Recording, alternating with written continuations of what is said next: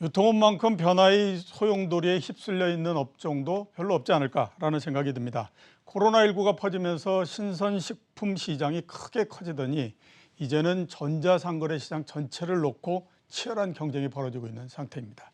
신세계 이베이 코리아 인수도 있고요. 쿠팡의 뉴욕 주식시장 상장도 있고 기업별로 봤을 때도 정말 화려한 재료들이 쏟아지고 있는 상태입니다. 그래서 오늘은 유통업에 대해서 알아보도록 하겠습니다. 서정현 신영증권연구원 나오셨습니다. 안녕하십니까? 예, 네. 유통업이 굉장히 지금 변동이 심합니다. 네. 주가 자체는 상당히 좀 강세인 것 같고요. 예. 유통업 전체적으로 흐름에 대해서 좀 짚어주시죠. 네. 말씀하신 대로 올해 상반기 코로나 이후 이제 흐름에 대해서 또 기대감도 커지고 예. 그리고 보복 소비 심리에 의해서 실제 매출도 상당히 회복이 되고 하면서 유통주가 상반기 강세를 많이 보였습니다. 하지만 최근 5, 6월 들어서는 약간의 흐름이 좀 지지부진하게 좀 쉬고 있는 흐름입니다. 그 이유는 전년 2분기를 우리가 한번 생각해 보시면은 전년 5, 6월 달에는 코로나가 그때 당시만 해도 좀 끝나지 않을까라는 기대감 때문에 다들 오프라인에서 활동하시고 좀 쇼핑도 하고 하셨던 것 같습니다. 그래서 올해 2분기는 약간 기저 부담 같은 요인 때문에 실적이 1분기만큼의 어떤 회복세라던가 강한 마진 상승을 보이지는 못하는 것으로 예상이 돼서 예. 주가도 그에 따라서 최근 한 달 정도는 약간 약세를 보이고 있습니다. 예. 2분기 실적에 대해서는 조금 이따 다시 한번 좀 여쭤보도록 하고요.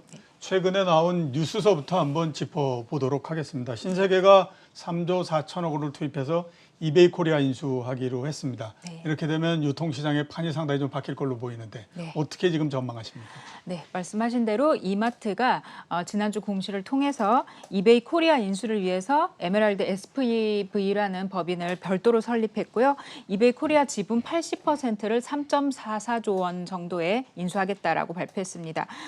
이 금액을 저희가 100% 인수가로 한번 환산을 해서 보면은 약 4.3조 원 정도를 초반에 4조 3천억 원. 맞습니다. 4조 3천억 원 불렀다는 얘기가 되고 사실상 누가 얼마에 인수하든 사실 인수 이후에 사업을 어떻게 끌고 나갈지가 가장 관건이 아니겠습니까? 그렇죠. 예, 그랬을 때는 지금 일단 이후의 행보는 둘째치고 지금 온라인 시장의 장악력에 대해서 상당히 중요한 시점이기 때문에 평상시보다는 좀 펀더멘탈이나 인프라 보유한 인프라 대비 높은 가격에 인수한 감은 있다 이런 생각이 좀 들고요. 예. 다만 이제 인수를 하겠다라고 밝힌 상황에서 어떤 이슈에 저희가 주목을 해야 할까 앞으로 본다라면은 첫 번째로는 본업과 어떤 시너지를 낼 수 있을까 그거에 대해 저희가 좀 집중해야 되고 두 번째로는 그런 시너지로 인해서 쿠팡과 경쟁해서 이길 수 있을까 이 부분이 예. 투자자들의 관심일 것으로 생각이 됩니다. 예. 신세계가 아까 말씀하셨던 것처럼 좀 높은 가격에 산 것 같다 이렇게 말씀을 하셨거든요. 그러면 신세계 주가에는 부정적인 영향을 줄 것 같은데 어떻게 보십니까? 사실 이마트가 이 이베이 코리아를 아무래도 인수하겠다라는 식의 이제 우려 때문에 연초부터 이마트 주가가 시장 대비 살짝 아웃퍼폼하는 상황이었습니다. 예. 그래서 상당 부분 이 이마트 주가가 이베이 코리아 인수를 우려해서 미리 좀 조정을 받았다라고 생각이 예. 들고요. 사실 이제 최근 한 2주 정도의 흐름을 보면은 그 하방 같은 경우는 어느 정도 좀 확보를 한 거 아니냐. 이미 이제 조정은 다 받고 이베이 코리아를 좀 비싸게 인수할 것 같은 그런 우려 때문에 주가에는 그 부분이 이미 좀 반영이 됐다라고 보고요. 하방은 지금 확보를 한 상황에서 앞으로 어떻게 이제 사업을 수행해 나가느냐가 주가 반등에 좀 모멘텀이 되지 않을까 생각이 됩니다. 예, 앞으로 어떻게 하느냐 굉장히 중요하다라고 말씀하셨고요. 쿠팡 한번 여쭤보도록 하겠습니다. 뉴욕 시장에 상장할 때만 하더라도 비단길 앞에 깔려 있을 거라고 생각이 됐었는데 최근 보면 여러 부분으로 여러 가지로 해가지고 입에 오르내리고 있습니다. 물류센터 불도 났고요. 그다음에 그렇게 가다 보니까 근로 조건이 안 좋다 해가지고 블랙 기업 아니냐라는 얘기들도 있고 그러니까 또 회원들 탈퇴도 있다라고 얘기하고 대표 사퇴도 한다 얘기도 있고 굉장히 아무튼 여러 가지 얘기들이 있는데요. 쿠팡은 어떻게 지금 보십니까?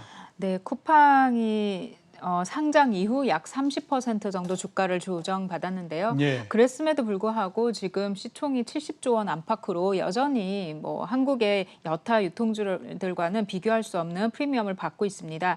이게 한국의 아마존이라는 별명으로 외국인 투자자들에게는 쿠팡이 그렇게 이제 좀 평가를 받는 것 같고요. 실제 지금 아마존도 고점 대비 약간 조정을 받았기 때문에 둘 간의 밸류에이션 프리미엄이 비슷한 상황입니다. 예. 즉 쿠팡은 별명만 아마존일 뿐만 아니라 밸류에이션도 그렇게 받고 있다라는 거고요.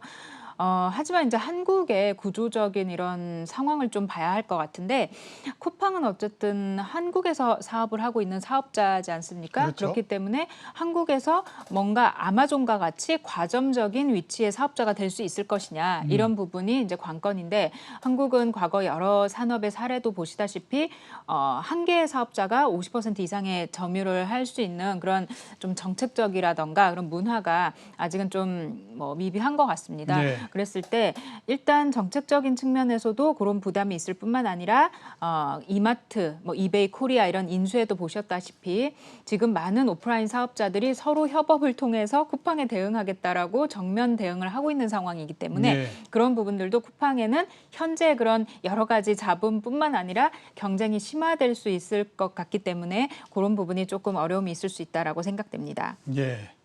그리고 카카오 한번 좀 여쭤보도록 하겠습니다. 네. 최근에 카카오 주가 굉장히 많이 상승했는데요.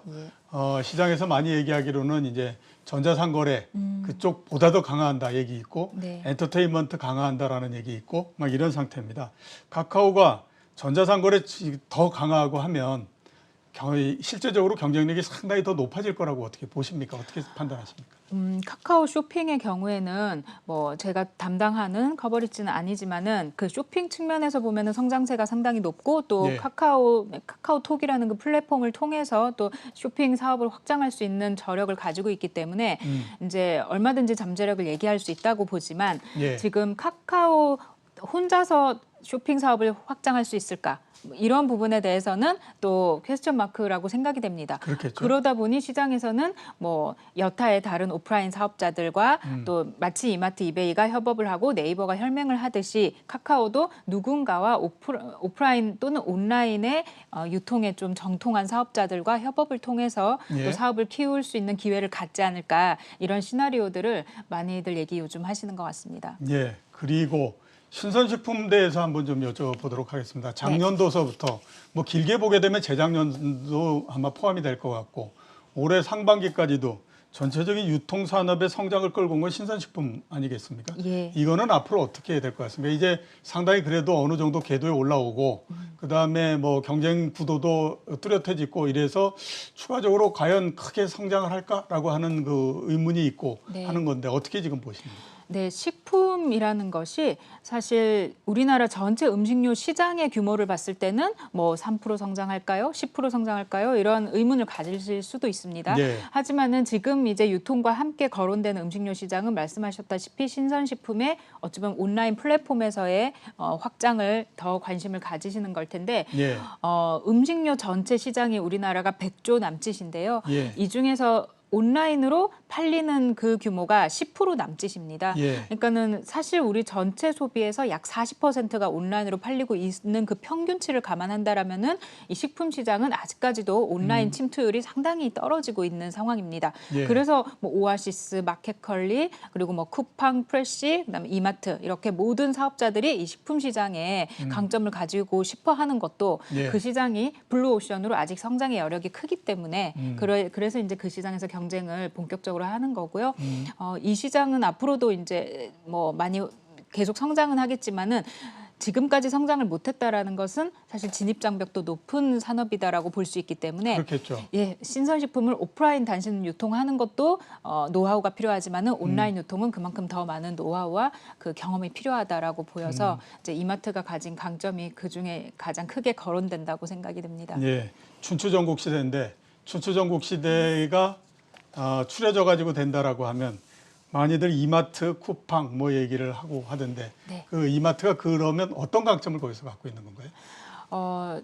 이마트 혼자라면은 지금까지 말씀드렸던 이런 강점이 아무리 있어도 온라인에서 강자가 되기는 쉽지가 않다 보니 예. 이번 이제 큰 이런 M&A 건이 나온다라고 보는데요. 사실 앞으로 우리가 지켜봐야 된다라고 말씀드렸던 것도 시너지라고 제가 아까 말씀드린 것처럼 이마트 그리고 기존에 혈맹을 맺었던 네이버 그리고 이번에 인수하는 이베이까지 이 3자가 삼각 편대를 형성을 해서 서로의 강점을 어떻게 보완하고 또 약점을 없애갈 수 있는지 이 사업 수행 능력이 되게 중요하다고 보는데요. 이마트는 말씀하신 것처럼 식품 쪽에서의 재고 관리, 유통 능력 그리고 예. 오프라인 자산을 온라인에 활용할 수 있는 그런 물류를 대체할 수 있는 새로운 비즈니스 모델. 예. 그다음에 이베이 같은 경우는 오픈마켓에서 지금 뭐 강자이기 때문에 오픈마켓에서 또 이마트가 약한 부분을 보완하면서 노하우를 전수해 줄 수 있는 것 그리고 네이버 같은 경우는 전국적으로 소상공인, 산지 이런 쪽에서 또 소싱력을 보유하고 있다고 보기 때문에 그런 부분을 통해서 또 막대한 트래픽을 플랫폼으로 유입시킬 수 있는 능력 이런 3자의 그 시너지를 같이 낼 수 있는 협업 구도가 상당히 중요하다고 생각됩니다. 예, 알겠습니다. 면세점 한번 여쭤봐야 될 것 같습니다. 뭐 작년도에 워낙 안 좋아가지고 곤란을 굉장히 많이 겪었는데요. 앞으로 전망에 대해서는 어떻게 지금 보십니까? 면세점은 지금 주요 사업자들 가령 뭐 호텔신라, 신세계 같은 사업자들의 면세 실적을 보시면은 올해 1분기부터 이미 흑자로 돌아서서 실적은 상당히 좋은 상황입니다. 예. 그런데 이제 실적이 어떻게 좋을 수 있을까? 지금 관광객이 뭐 해외를 다닐 수도 없는데 여기서는 이제 중국 따이공들이 지속적으로 유입되면서 사실 시내 면세점의 실적이 좋은 부분 이게 우리나라 면세점의 실적을 받쳐주고 있다고 보시면 되고 그럼에도 불구하고 이제 추가적으로 공항 임대료를 정책적으로 안 내도 되는 지원을 해준다던가 예. 아니면 리스 회계로 인해서 또 상각비가 줄어드는 그런 효과도 올해 있었고요. 이런 많은 지원들이 있음에도 불구하고 어찌 보면 흑자 폭이 적은 거 아니냐라는 생각도 듭니다. 예. 그래서 저희가 지금 시점에서 주가는 이제 상당 부분 많이 회복되고 올랐지만 조금 고민을 하는 것은 내년에는 관광객이 뭐 트래픽이 이제 유입이 되고 실제 업황은 더 좋아질 수 있을 텐데 공항 임차료 정책 지원은 이제 끝나고 예, 그렇죠. 뭐 회계적인 이슈도 올해 한 해고 이렇게 봤을 때 실제 업황이 좋아지는 시점에 실적은 올해보다 안 좋아질 수 있는 거 아니냐 이런 걱정이 조금 되는 시점이고요. 이에 더해서 이제 중국 하이난 면세점이 급성장하고 있는 것도 예. 약간의 부담으로 작용을 하고 있습니다. 글쎄, 면세점 보면 그 생각 듭니다. 남들 다 모일 때 같이 모이지 말고 네. 굉장히 어려울 때 좀 독보적으로 한번 좀 나가보지. 네. 옛날에 그 허가해 준다 그랬을 때 그렇게 많이들 모여가지고 막 난리를 치더니 이런 생각이 듭니다. 맞습니다. 앞에서 말씀하셨는데 2분기 실적에 대해서 좀 여쭤봐야 될 것 같습니다. 네. 2분기 유통주 실적 어떻게 같습니까? 예, 2분기는 앞에서 잠시 말씀드린 것처럼 전년 2분기에 좀 실적이 좋았기 때문에 예. 올해 2분기는 약간의 기저부담이 있고 1분기에 뭔가 폭발적으로 회복하는 것 같은 그런 모습은 한풀 좀 꺾여 보일 수 있다라고 생각이 드는데요. 예. 사실 이제 하반기가 더 중요하겠지요. 현재는. 예, 그렇겠죠. 네. 그래서 하반기 전망 어떻습니까? 네, 하반기는 이제 추석이 이제 최대 명절이고 예. 그 전후로 해서 사실 또 소비 심리라던가 아니면 매출이 많이 올라오는 그런 경향을 보이는데 현재 지금 이제 집합 금지 조치가 좀 점차적으로 해제될 것으로 보이는 이 상황에서 5인 집합 금지가 해제되고 그러면서 많은 사람들이 모일 수 있고 뭐 가령 연말 파티를 할 수 있다거나 동창회 모임 등등 많은 것들을 할 수 있게 됐을 때는 사실 실수요에 의한 이 매출 회복세 큰 매출의 회복세가 좀 보여질 수 있다. 예. 그래서 지금 2분기는 다소 쉬는 것 같이 보이지만은 3분기 말부터 하반기 4분기까지 강한 이 실적 흐름이 나올 수 있다고 저희는 큰 호황을 한 번 더 기대하고 있습니다. 결국 코로나19의 상황이 어떻게 되느냐 이게 굉장히 중요하다. 네, 이렇게 이제 볼 수 있겠네요. 맞습니다. 그리고 유통주 탑픽을 한번 좀 꼽아주시죠. 예, 탑픽으로 본다면은 일단 장기적인 측면에서는 좀 이론이 있을 수 있지만 예. 뭐 올해 하반기 또 제가 한 번 더 큰 호황이 올 수 있다라고 보는 만큼 백화점 주식들을 계속 좀 주시해서 봐야 될 것 같고요. 가령 네. 뭐 현대백화점, 신세계 같은 종목 좀 더 주시해서 봐야 된다라는 입장이고요. 그리고 또 뭔가 코로나 완화되는 시점에서 2군의 성격을 가진 수혜주라고 보는 것이 또 편의점입니다. 예. 그래서 편의점이라 하면 BGF 리테일, GS 리테일 이런 종목에도 관심을 기울이셔야 될 것으로 생각이 됩니다. 예, 백화점하고 편의점을 말씀해 주셨는데요. 더 현대서울은 요즘 어떻습니까? 보통 3개월이면은 오픈빨이 끝난다고 저희가 네, 보통 그렇죠. 얘기를 하는데 지금도 여전히 많이 좋다. 물론 뭐 주차가 처음만큼 힘들진 않지만 그래서 지금도 너무 좋아서 기대를 해보건대 4분기 실적이 아까 말씀드린 것처럼 호황이 온다라면은 혹시 월 BEP 이렇게 빨리 달성할 수 있지 않을까 기대하고 네. 있습니다. 여의도에 옆에 계시니까 자주 가보시겠습니다. 사람이 많다 그래서 자주는 아니고 가끔 갑니다. 아, 가끔 가십니까? 네. 예. 자, 오늘 나와주셔서 감사합니다. 고맙습니다. 예. 지금까지 서정현 신영증권 연구원이었습니다.